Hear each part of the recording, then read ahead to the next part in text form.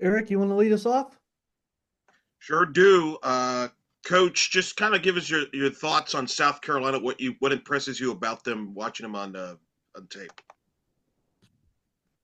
Well, I think what impresses me the most about them is, I mean, they're really complete. So they're competitive. They obviously play with a ton of confidence. They don't give much up on the defensive side. They are pretty disciplined, pitching wise, and they take their hacks offensively. So I think that's everything, right? Um, I mean, they're having a tremendous year. Um, they seem to have a really cohesive group. Um, so I'm still diving into my prep a little bit more. It's a short week for us. But they do a lot of things right. So I'm pretty impressive the year they put together. Speak to what Ashley's done there in her first year, just having this success this quickly. I mean, you know what it's like to take over a program. I know they had good personnel, that helps, but still, to get them to buy in this quickly and have this success, how hard is that? What she's accomplishing? I think it's incredibly hard, and it's can't be understated the job that she and her staff have done. They've had personnel, they got a lot of transfers in, ones that were really familiar with them, and a good supplement to that. So I think that they put their team together really mindfully of the returners, what they brought with them, what they got out of the portal, and then just the others that they put in, and I think that when you watch Ashley and what she's done everywhere, what she does is have a group that plays with a ton of confidence and a group that is really bought into what they do. It's what she had at Charlotte, and that's definitely what she has now at South Carolina. She's done a great job. Wow. Speak of your team too, to bounce back after the wild game of Saturday and the way it ended, to just and then fall behind early on Sunday to bounce back and take that series. Speak to that character of your team here, and that to bounce back like because a lot of teams might have taken a couple of punches like that and say, all right, it's not meant to be, but not the case with your team. Yeah, I think our team was incredibly resilient through the weekend. Showed a ton of character. It's probably the thing that impressed me the most about them, not just um, their ability to throw punches, but just their ability to control their emotions and stay really level through a very highly emotional weekend, or the potential of a very, very highly emotional weekend. And Saturday was just really frustrating. It was the game. My husband keeps saying, like coaches, you sit and you're like, maybe I should have done this, or we could have done this, or in hindsight, when you have all the answers and you see how things played out. It's kind of like where fans sit sometimes, of like making all the decisions after things have played out.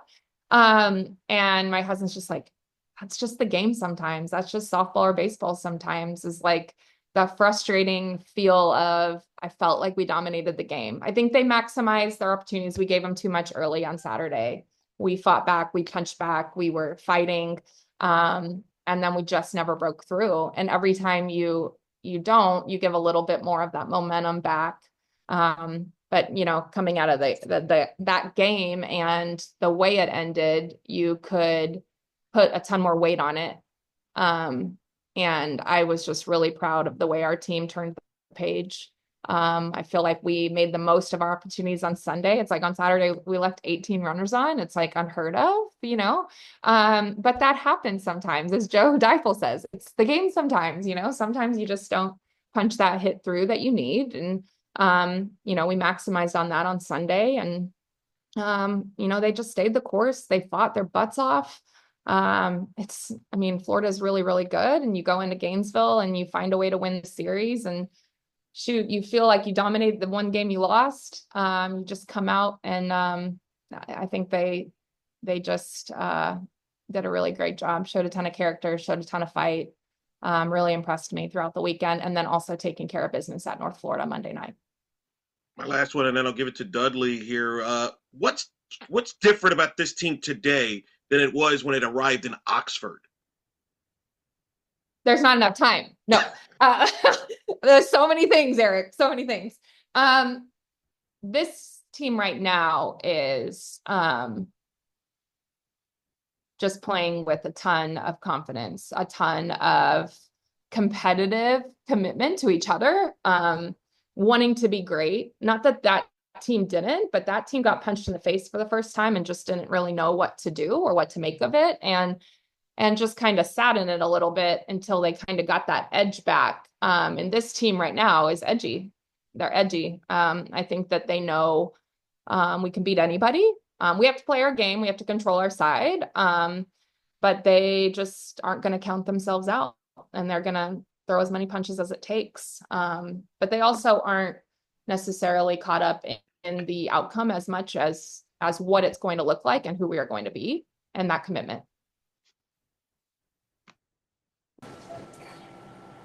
All right, I have a couple for me, and Courtney Mims had to step out, and she had a couple she wanted to ask. Mine is the Reagans. Obviously the middle of the lineup gets a lot of RBIs and a lot of acclaim. Just talk about how important they are up there at the top, just to get things going and to really frustrate pitchers early on. Oh, well, they're critical at the top for two different reasons. Obviously, Reagan Johnson and her speed and having her on base, it's a game changer. But I will, anytime someone asks me about Reagan Johnson offensively, I am going to talk about Reagan Johnson defensively. Also, even though you're not asking me about that, she's an absolute game changer on both sides. And I will always take the opportunity to just say how impressed on the daily. I will never take for granted the amount of ground Reagan Johnson covers in the outfield. And she impresses me on the daily. And this weekend was no different. The amount of ground, her, robbing the home run in game 3, she's just incredible. At the top of the lineup, her speed and how she's just controlling her at bats right now are so huge. And then Reagan Kramer, she's just so disciplined. She makes you earn everything that you get. You don't have RBIs if you don't have runners on, so it's an opportunity stat. And one, it's making sure that you are ready for that moment. You can drive them in, but if nobody gets on, you don't have the opportunity to have that stat. And so it's not just the top of the order; it's the middle getting on or the Breeze and the Ellas getting on, or Courtney and Wick and Tal and just making the most of that. And so I just really, really happy with the production that those top two are having, and the ones right behind them hitting them in. It's pretty huge. Also, tough first inning on Sunday, but how Cam Harrison came in and just gave you those innings and allowed y'all to get back in it and take it. Yeah, I mean, it was so huge. Not an ideal situation to go in. Not how we drew it up. Obviously, Reese has been big for us, and she will be. That's the game sometimes too.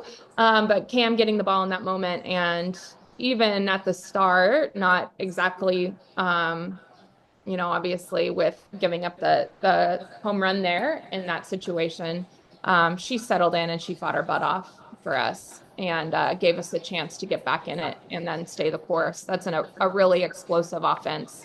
And that's the outing that Cam has been grinding for. And we know that she's capable of. So it was really great to see her shine in that moment. Courtney Mims wants to know about Bree's OPS and the video game numbers she's putting up. We all expect it from her now, but just how fantastic is it to set for her and the way she's come along over the years as a player? Oh yeah. I mean, I think when has the talent that she has and she's put up the years and career stats that she has, it's hard to think how is she going to get even better. And I think that's what she's done each year is gotten better. And I don't know that we expect the numbers that she's putting up. I want to be careful in what we say, because the numbers she's putting up right now have never been done before. She's putting together a really, really special year. Our expectation is not for her to have the OPS of 1900 plus. Our expectation for Bree is to just put pressure on the other team, and she does that just by stepping in the box. And so, she's a special talent. She's a special competitor. It's been really fun to see her continue to grow and elevate her game. But Bree works for it. And I think that's the thing that a lot of people don't get to see kind of behind that curtain, but Bree is a grinder and she's in the cages every day. And she's such a student of the game and she's always wanting to fine tune her craft. And so what she is not without sweat and hard work. And I think at the end of the day, she knows she's put the work in and the prep in, and she's trusting that to have a ton of confidence. So I'm really proud of her. She's worked for everything that she's gotten, and she's just a really, really special individual. She also wanted to get your thoughts on obviously Bree and Ella were got the SEC awards this weekend. Can you talk to not only the numbers that they had, but the clutch at bats they had? Yeah, I mean it's a huge weekend to go in against number two and put up the production that they put up. And I mean, obviously, I think that, I mean, they deserved the awards. They deserved the national awards. They deserved the SEC awards.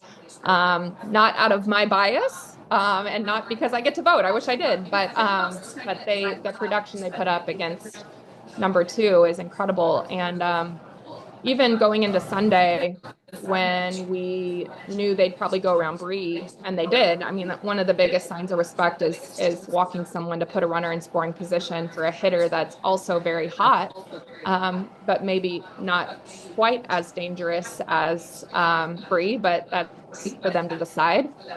So when you're walking Bree to put runners in scoring position, to have the ability to drive a run in, it's a huge sign of respect. They walked her when no one was on. It's a huge sign of respect, and she just continues to earn that. And then Ella was ready for that moment. I mean, she was in a zone. She was dialed all weekend, but it's another level of being dialed when you're getting walked to, and being able to control that emotion and stay level with that competitive approach that she has. And she handled it beautifully, and came up big for us time and time again. And so it's a composure that's beyond her years. But it was exactly what we needed. They both had tremendous weekends. All right, appreciate it. Mhm. Ethan? Hey, Courtney. Just we didn't see Courtney Day the last two games. I was just wondering if you had an update on how she's doing. Yeah, she wasn't available Saturday or Sunday. And so we are still day to day. I mean, I think we're hopeful more than anything, but we're going to be really conservative with it, and just kind of take it day by day. Sweet. It seemed like the Florida series was just a big. We knew that your freshman would be big this year, but it kind of felt like maybe all starting to really come together as far as just seeing the potential that all of them have. Just what have you thought about what it's taken for them to I guess now it seems like they're really settled into the SEC. Yeah, I think you're right. I think they've settled in. I think that they just are competitors. That's what the whole class is. They're really, really talented, but they're just highly competitive.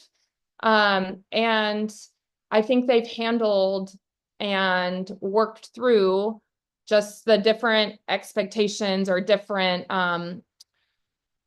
emotional, I guess, consistency that you have to have at this level. And so I think that, yeah, we're seeing them really come into their own right now. And I think that their best days are still ahead of them. But I'm just really proud of them, how they've worked, how they've stayed the course, how they've just, trusted themselves, and just the level in which they're competing at. Then obviously Saturday y'all are honoring Bree and looks like it's going to be really nice weather. Big top 10 matchup. I think baseball's out of town. Just what would it mean to the program to get just a really for that game on Saturday, just a really big crowd there? Well, I think it'd be huge for the program. I do believe it's sold out, Hunter, I think, that game. Yeah, there's Um, only like 300 tickets left. So No, hurry up, everybody. What are you waiting yeah. for? But it's going to be obviously just a really good matchup. But I think as we've seen these fans show up for this team, I think our fans love watching this team compete. It's going to be a great matchup. And then obviously getting to honor Bree and what she's done, not only for our program, but for the game, and showing up for her would be huge. Last thing I got is it was obviously an emotional weekend to go in and beat Florida, but just what did you think of the ability to Monday come out and I mean, that's a North Florida team that is undefeated in their conference. The way that y'all came in and just kind of handled business in wake of that emotional series win. Well, I think it's big time. I think I'm not sure you could find a coach that would say that they didn't stress even more about that game. Or, had maybe a sleepless night or two worrying about us just kind of taking care of business, especially coming off a highly emotional weekend or a taxing weekend. It was also a lot hotter than we're used to. It was very humid. There's just so many things. And I just thought they did exactly what you said and what I've said. They handled business. They showed up very businesslike. I think we got some breaks early that really helped.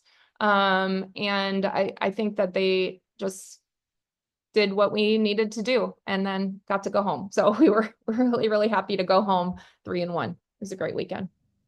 Thanks. That's all I have. Mm-hmm. One more question here, if anybody wants it, then we're gonna transition over to the TV call. So, anybody? So I'll just ask a question here about the SEC this week. An incredible slate, 5 top 25 series taking place, 3 of them in the top 10, which you're part of that. What does it speak about the SEC? And obviously the depth of the league, it's always been strong, but this is kind of historic stuff. What does it mean for you to be having been a part of this now for a while? Gosh, well, I think that, yeah, when you add the two teams and just the level that every team is competing at, it's just never been stronger. It definitely feels that way. Competing is like there's never a breath. It's always we're so strong from top to bottom. And this year it feels like that on steroids. It just feels like it's just nonstop, really high level softball, really great matchups. Everyone just keeps getting stronger. And so it continues to impress me and tire me out. No, I'm just kidding. It's a mindset. Don't let my team hear me say that. But, I just think it's exciting. I think it's exciting. I don't think we've ever been stronger. I know we've never been stronger. And so we're just seeing these crazy good matchups, and anything can happen on any weekend. And so it's exciting for softball. It's exciting for SEC softball. And that's why we do it. That's why we signed up for it. Exactly what we wanted. And then my last question, I spoke to Madison Shipman on the podcast. She told me this is in person, seeing your team live, feels it's your best offense you've seen that you've had. I'm not going to ask you about that. What I am going to ask you about her talking about the development of your pitchers and their growth from the beginning of the year to the present and how you use them with, in their roles. Just talk about that and that kind of the evolution of how you've used your pitching staff. Yeah, I think we're still figuring that out. And I think we're getting closer every weekend. I think that when we got into this year, we knew that they were a little green. They were young. They're going to need to learn some big lessons. And I think that they've done that. And so I still think that we're figuring that out a little bit. I know that I've been on some other in the last couple weeks, just not really feeling like the start of our schedule played out to where we could really get them in different roles. And so I think we're still kind of figuring that out each weekend and putting them in different roles and pairing them a little differently. And so I think we're closer than ever at figuring that out, hopefully. But I think that I just have been really impressed with them continuing to fight, continuing to grow, continuing to learn. And all we ever ask them to do is give us a chance to win. And I know that looks a little different every day.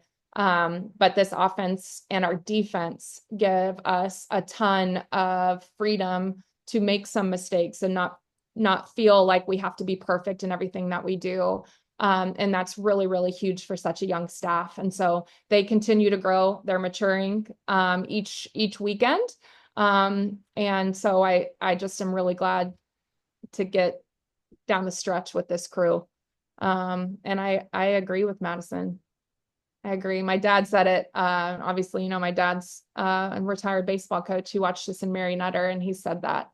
And even on the bad days, he's like, I'm putting my hat on that. But this crew's fun. And I think how we are in each area allows us to have freedom in each area, and there's a lot to be said for that. All right, thank you guys. We're going to go ahead and transition into the TV call. So if anybody with media is on here, if you could please get off the Zoom, we'd greatly appreciate it.